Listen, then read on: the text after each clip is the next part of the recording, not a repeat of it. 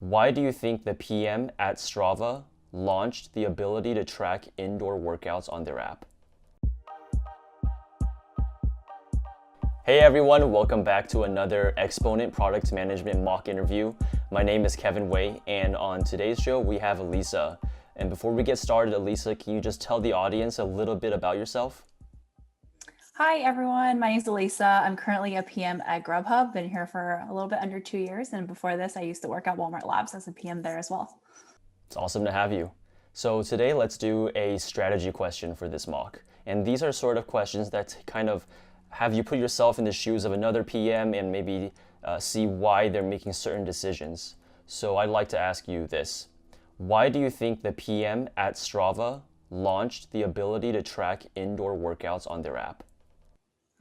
Okay, cool. I am a Strava user myself, so definitely identify as a user. Just give me 1 second and let me kind of put together my thoughts a little bit. Sounds good.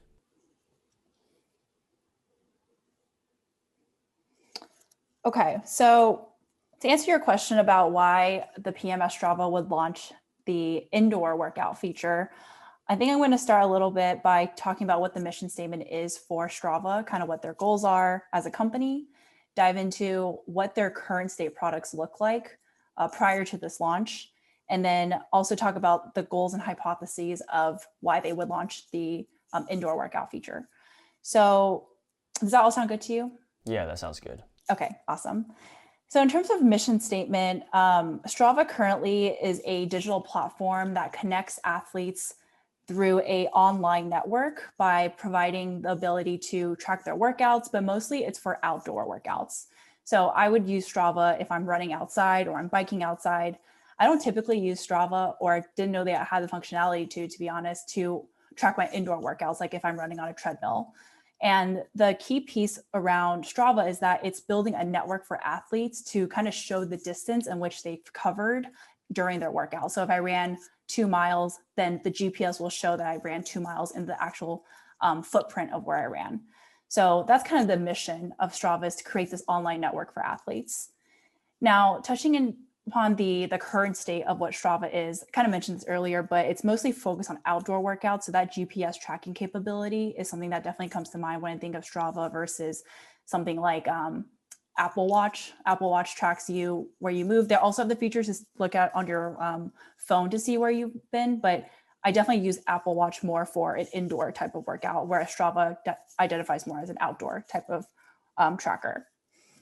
In terms of hypotheses and goals, I would think that was it launched during COVID in terms of the indoor workout feature? You can assume that, yeah, it was launched during COVID. Okay, yeah, that would make sense because during COVID, and what I'm thinking is that this PM probably saw a shift in data in terms of user behavior. So during COVID, depending on where you live and what the weather is like, people didn't have access to work out outdoors because they couldn't travel to events or races that sometimes require you to hop in your car and actually sign up for an event and race in certain areas. So people were probably turning more to indoor workouts because they were stuck at home and didn't really have anywhere to go, didn't have gyms to go to or anywhere to really travel to. So I think the goal of this product was to offer the ability to attract a new user base that is different from their typical user base, which are people who work out outdoors. So I would assume that they made an assumption where by introducing a new feature that attracts a new user base will grow our daily active users by X%, maybe something like 10%, just looking at what their data used to look like. Because with COVID, with less accessibility to travel and work out outside, I'm assuming they saw a dip in terms of their daily active users because less people were opening the app and doing exercises on it. So this new opportunity would then capture the new user base of people who work out inside. Sure. So it sounds like you're saying that the PM saw this shift in behavior from COVID, but also this opportunity to attract a new cohort of users. Yeah. I'm wondering now, putting yourself again in the shoes of this PM, how might you measure success once you've launched this? So I talked a little bit about this in terms of daily active users. I would break this down into primary KPIs versus secondary KPIs. So the primary KPI I'd be looking at to measure success is daily active users to kind of measure engagement. to see once I launch this new feature, how does it compare to my original data, which I'm calling the benchmark data before the launch, so pre-release data. Let's just say that daily active users, assuming I have some sort of graph to look at this from a week by week view, I see a dip is what I would assume with the current feature set without indoor workouts. So that would kind of give me a benchmark as to how my engagement currently looks in terms of people opening up the app and having some sort of activity. And when I say activity, I'm talking about logging an event, which is like going out for a run, or seeing that your friend had done an activity and then pressing like on it, which is a kudo in Strava language, or just opening up the app because you logged in to it. So I would count all of those as events. So seeing that that has gone down a little bit, I would assume that launching this new feature, which is indoor workouts, the hypothesis is that it would go up because there's a new type of user, and these users are completely different in terms of behavior and what kind of workouts they engage with from the original user base. So that's my primary KPI.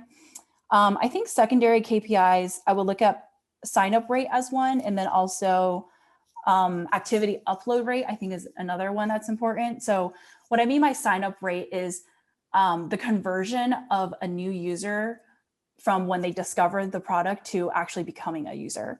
So because this new feature is targeted at a new user base, that's why I think sign up rate is important, because everyone who signs up would be brand new users if they never knew about this feature set. And also logging back in as another metric to track to see existing users who came back to the app because of this new feature. So kind of see if there's an uptick there.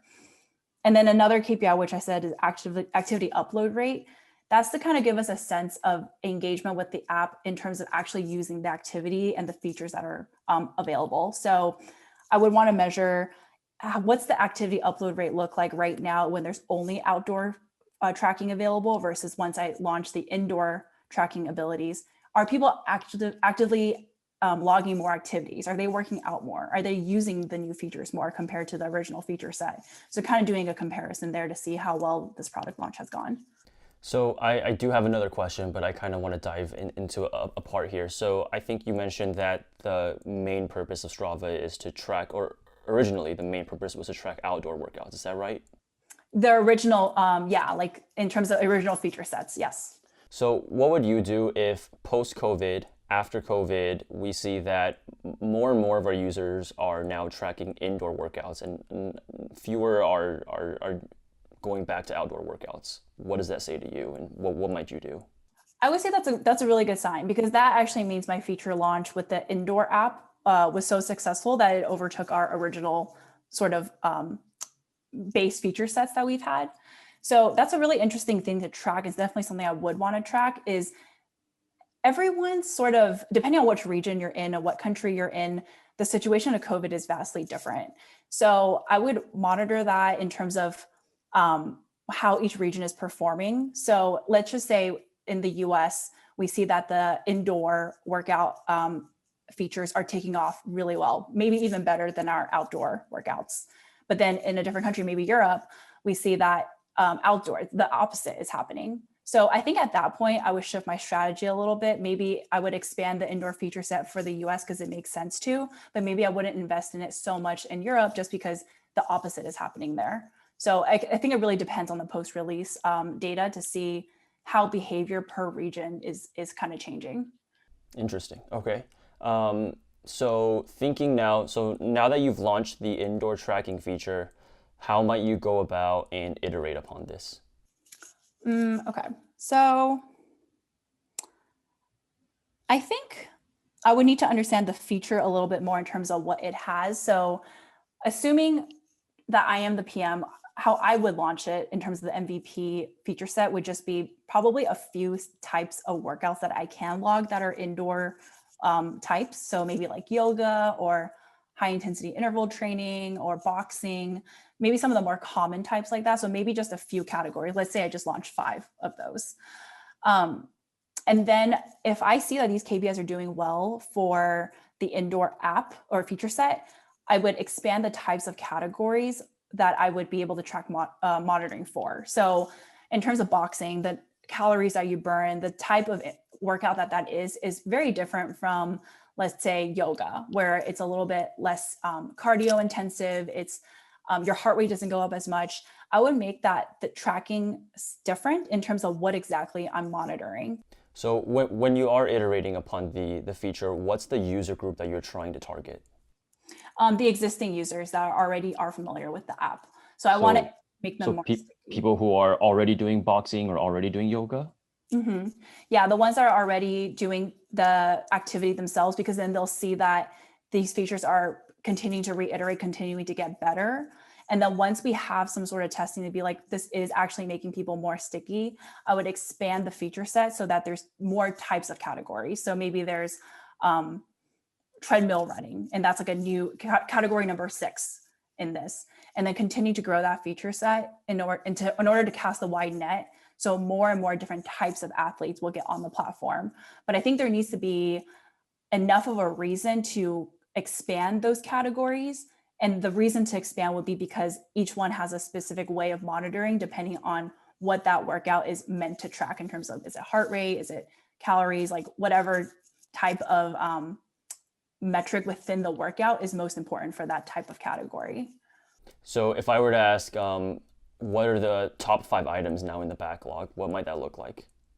I would say first one is to double down on our existing categories. So let's say the 5, to identify what sort of specific metrics for those types of workouts are most important to hone in on to ensure accuracy and improve performance. And then I would also say another one is to expand the categories that in which we monitor for. So maybe like basketball is one, volleyball is another one, but what exactly are those different categories that we want to expand it to? And then I would think another one is to just make sure that in terms of quality, the usability of the app. So when you're working out indoors, like, are you holding the phone or are you having some sort of integration with your Apple Watch that then tells Strava what your metrics are? Like, what does that integration look like? I think that is a little bit harder to do just because there is integration with different platforms like Apple Watch or Garmin or Fitbit. Like, what exactly do we want to integrate with? But that I think is further down the line in terms of identifying which ones. I think the easier one would be to just pick one and try it out first to see if it works, maybe depending on market share. Let's say Apple Watch is the most popular one and the one that's easiest to integrate with. Try that and then see if there's any sort of type of like people picking it up more so. And then we will continue to expand to different types of integrations. Do you think a partnership with Apple Watch or an integration with Apple Watch at this point makes sense? Thinking about would be more future state. I think until we sort of nail the quality and the performance of the app itself, and in terms of the categories that make sense to track, those are the first 2 I would get out the way first. And then once it makes sense to integrate, we would look into things like Apple Watch. Okay. So how might you prioritize this backlog that you've listed? So I would look into in terms of benefits versus the cost of doing it. So if something is, let's just take the first one, for example, which is improving the performance of tracking, let's say yoga. So what exactly are we defining as accuracy when it comes to yoga? So once we define that set of metrics, we can then look into how much does it cost for our tech to be able to track this? And what is the benefit of actually doing this work? Like, do we think that because accuracy in tracking yoga has become X percentage better, yogis will become Y percentage stickier? Therefore, they'll be more loyal to our platform compared to any other type of platform. If we can have them become more sticky and then they come back to our app every single day, that'll fit into our primary metric, which is daily active users, which is the main thing that we want to drive here. So kind of making sure that we connect what we are doing now when we're weighing pros versus cons back to our original goal, which is continuing to have daily active users being the metric that we care about the most. Cool. That's all I had on my side. So thanks again for this awesome mock interview, Elisa. So I'm actually going to give you just some feedback real quick before I let you provide some self-feedback. So I think you did a really good job stating the mission and how we're seeing the shift from outdoor to indoor workouts. And you asked a really critical follow-up question about, hey, like, can I assume if this is during COVID or not? I think that's a really good insight that you had.